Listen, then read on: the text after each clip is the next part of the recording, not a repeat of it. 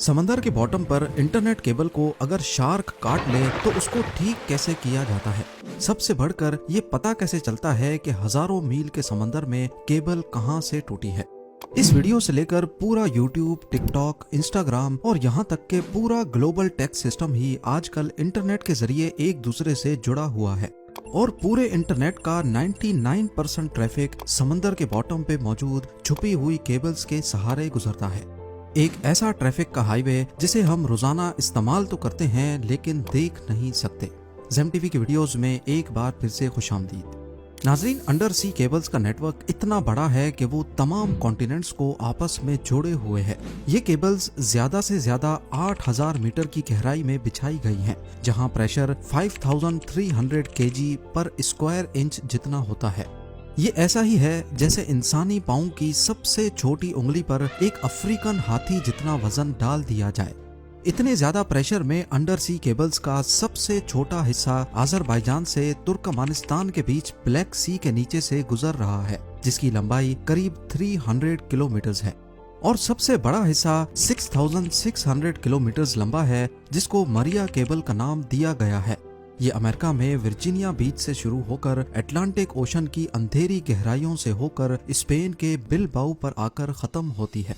बात की जाए दुनिया के तमाम समंदरों में बिछाई जाने वाली केबल्स की, तो कुल मिलाकर इन सब की लंबाई 14 लाख किलोमीटर से भी ज्यादा है। इतनी ज्यादा कि अगर इन केबल्स को हमारे सोलर सिस्टम के तमाम प्लैनेट्स और उनके मून्स के गिर्द लपेटा जाए तो फिर भी इतनी केबल बच जाएगी कि वो अर्थ का दोबारा से एक गोल चक्कर लगा सके।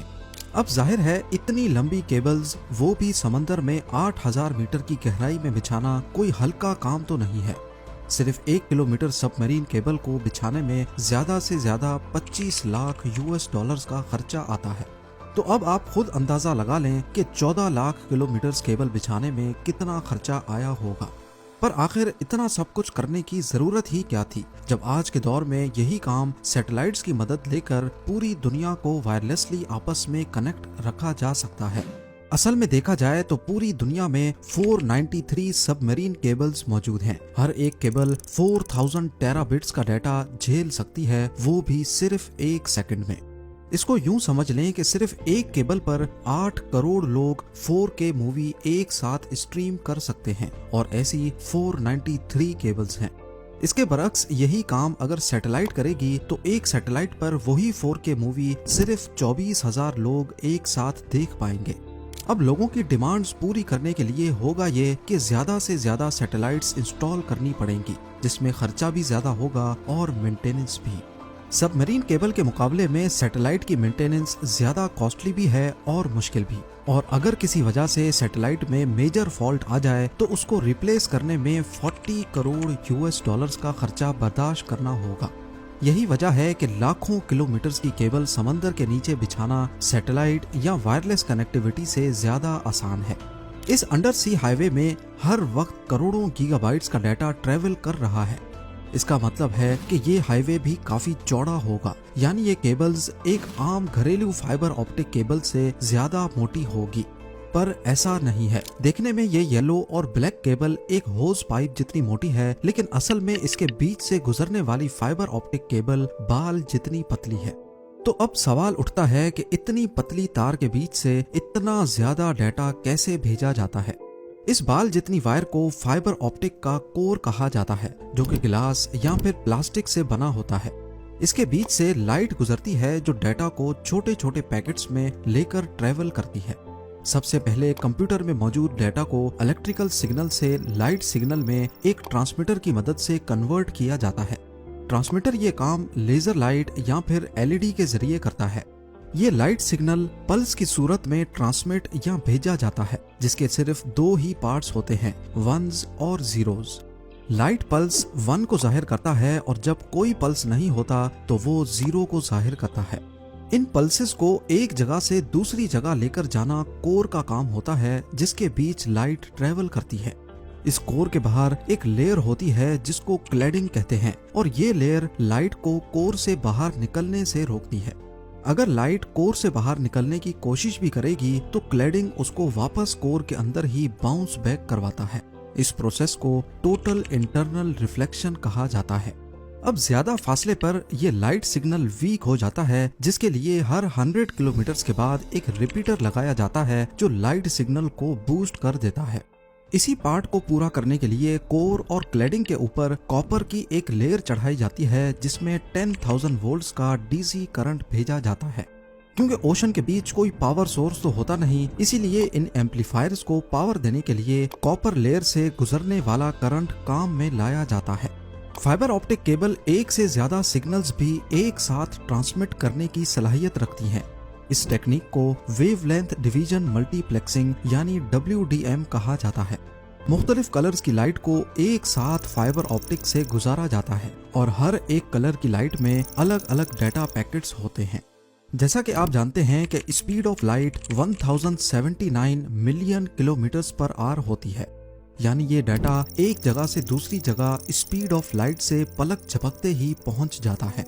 हजारों किलोमीटर दूर पहुंचने पर यह डाटा फोटो डायोड या फोटो डिटेक्टर की मदद से दोबारा इलेक्ट्रिकल सिग्नल में कन्वर्ट होता है और फिर कंप्यूटर या मोबाइल डिवाइस उसे दोबारा रिकंस्ट्रक्ट करके ग्राफिक्स या फिर किसी भी फॉर्म में ले आती है। कोर, क्लैडिंग और कॉपर लेयर के अलावा सबमरीन केबल के मोटे होने की वजह इसके ऊपर मौजूद 7 और लेयर्स भी हैं, जिनका काम केबल को पानी के एक्सट्रीम प्रेशर से बचाना होता है। लेकिन इसके बावजूद भी ये केबल अर्थक्वेक्स, शार्क अटैक्स और समंदर के अंदर ही वोल्केनिक एरप्शन से डैमेज हो जाती हैं। लेकिन सबमरीन केबल के डैमेज होने की सबसे बड़ी वजह फिशिंग होती है। कुछ वेसल्स समंदर के बॉटम पे रहने वाली मछलियों का शिकार इस ट्रॉल डोर से करते हैं, जिसके साथ एक रस्सी लगी होती है जो सीधा वेसल से कनेक्टेड होती है। इस ट्रॉल डोर को बॉटम तक भेजकर इसे ओशन फ्लोर पे घसीटा जाता है और फिर मछलियां इसमें फंसती चली जाती हैं। जब ये ट्रॉल डोर गलती से सबमरीन केबल की जगह पर फेंक दिया जाए तो घसीटने की वजह से केबल को बहुत नुकसान होता है।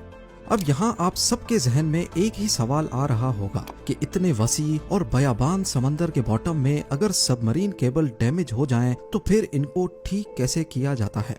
ठीक करना तो बात की बात है, लेकिन सबसे पहले हजारों किलोमीटर की वायर कहां से डैमेज हुई है वो लोकेशन पिन पॉइंट कैसे की जाती है।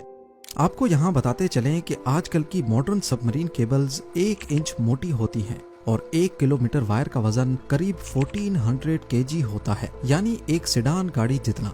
समंदर में इंस्टॉलेशन के लिए ऐसी हजारों किलोमीटर वायर वन पीस में समंदर के बॉटम पे स्पेशल शिप्स की मदद से इंस्टॉल की जाती हैं। पूरी रिसर्च के बाद जब एक खास एरिया चुना जाता है तो वायर के बड़े बड़े रोल्स शिप में लाद कर उस लोकेशन पर लाए जाते हैं और एक स्पेशल रोबोटिक मशीन जो समंदर के फ्लोर पे चलने की सलाहियत रखती है उसको इस्तेमाल करके 1 मीटर तक फ्लोर खोदा जाता है और साथ साथ उसमें केबल बिछाई जाती है। ये काफी आहिस्ता चलने वाला काम होता है जिसे बड़ी एहतियात से करना बहुत जरूरी है। एक अंदाजे के मुताबिक यूएस और यूरोप के बीच बिछाई जाने वाली 6600 किलोमीटर की वायर को इंस्टॉल करने में करीब 2 साल का वक्त लगा था। जब एक वेसल में रखी वायर खत्म हो जाए तो केबल से भरी दूसरी वेसल मंगाई जाती है और पहली वायर का कोना नई वायर के साथ कनेक्ट करके बिछाने का काम आगे बढ़ाया जाता है। इस पूरे काम में सबसे बड़ी रुकावट मौसम पैदा करता है। अटलांटिक ओशन में साल के 365 दिन तेज हवाओं का सिलसिला मौजूद होता है और ये हवाएं कब समंदरी तूफान की शक्ल इख्तियार कर लें इनको कोई भी नहीं रोक सकता। इसके अलावा अटलांटिक ओशन में अक्सर औकात कैटेगरी 1 का हरिकेन मौजूद होता है। इस वक्त भी जब मैं वीडियो के लिए रिसर्च कर रहा हूँ तो अटलांटिक ओशन में कैटेगरी 1 का हरिकेन मौजूद है जो फोरकास्ट के हिसाब से 23 अगस्त को आयरलैंड के साहिल पे पहुंचेगा। हरिकेन्स या तेज तूफान की वजह से कई दिन तक इंस्टॉलेशन का काम वहीं पॉज कर दिया जाता है जब तक मौसम क्लियर ना हो। अब जब इंस्टॉलेशन का काम ही इतना मुश्किल है तो सोचें रिपेयर का काम कितना मुश्किल होगा। सबमरीन केबल के दोनों एंड पॉइंट्स पर डाटा सेंटर्स होते हैं जो केबल की एक्टिविटी को 24/7 मॉनिटर करते हैं। जैसे ही दोनों का कनेक्शन टूट जाता है तो इसका एक ही मतलब है कि समंदर के बीच केबल टूट गई है। हजारों किलोमीटर की वायर एग्जैक्टली कहां से डैमेज हुई है ये पता लगाने के लिए एक खास डिवाइस यूज होती है जिसे ऑप्टिकल टाइम डोमेन रिफ्लेक्टोमीटर कहा जाता है। ये डिवाइस दोनों एंड से एक लाइट पल्स भेजती है और क्योंकि केबल टूटी हुई है तो वो लाइट पल्स बाउंस करके वापस आ जाती है। वापस आने वाला पल्स कितनी देर में वापस आया और सिग्नल की मजबूती कितनी बची है, इससे अंदाजा लगाया जाता है कि एग्जैक्टली कितने किलोमीटर्स के बाद केबल में डैमेज है। यही प्रोसेस दोनों एंड से किया जाता है और वेरीफाई किया जाता है कि दोनों की लोकेशन एक ही है कि नहीं। अब दोनों एंड से डीसी सप्लाई यानी केबल में छोड़ा गया करंट बंद किया जाता है और उस लोकेशन पर आरओवीज को समंदर के बॉटम पर भेजा जाता है। आरओवीज की मदद से पहले फिजिकली केबल का मुआयना किया जाता है और फिर केबल को बाहर निकालकर ऊपर मौजूद वेसल तक लाया जाता है।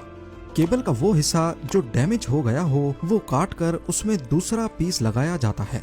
फाइबर ऑप्टिक का कोर क्योंकि ग्लास का बना होता है, इसीलिए ये काम काफी एहतियात से करना होता है ताकि एक ग्लास दूसरे के साथ वैसे ही जुड़ जाए जैसे वन पीस में था। इस प्रोसेस को स्प्लाइसिंग कहा जाता है। अगर केबल कम पड़ रही हो या समंदर का बॉटम काफी ज्यादा नीचे हो तो पहले एक हिस्से को ऊपर उठाया जाता है, उसमें दूसरी एक्स्ट्रा वायर जोड़कर दोबारा नीचे बिछा दिया जाता है। फिर यही प्रोसेस टूटी हुई वायर के दूसरे एंड पे भी किया जाता है। सबमरीन फाइबर ऑप्टिक केबल के फायदे, ये काम कैसे करती है, इंस्टॉलेशन और रिपेयर के बारे में शायद आपके कई सवालों का जवाब मिल चुका होगा। उम्मीद है जेम टीवी की ये वीडियो भी आप लोग भरपूर लाइक और शेयर करेंगे। आप लोगों के प्यार भरे कमेंट्स का बेहद शुक्रिया। मिलते हैं अगली शानदार वीडियो में।